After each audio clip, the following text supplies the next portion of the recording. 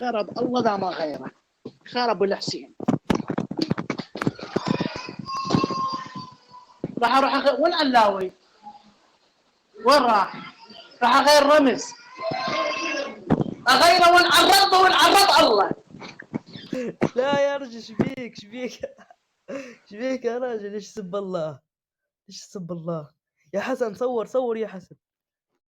الذي يسب الله أعظم ممن يقول أن لله ولد، أعظم ممن يسجد لصنم. تخيل شو بيقول، بيحرف في بعض الكلمات، فبيقول يلعن رفك بدل ربك، يلعن دينك، يلعن ديدنك بدل دينك، يلعن اللص. تخيل هذه كلمات نسمعها من الكبار والصغار ومن النساء. هذه الألفاظ قريبة من الكفر. والله العظيم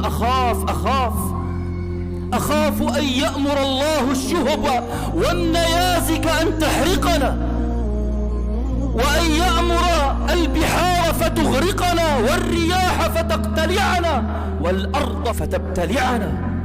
والله لأن هذا ذنب من أعظم الذنوب عند الله تبارك وتعالى.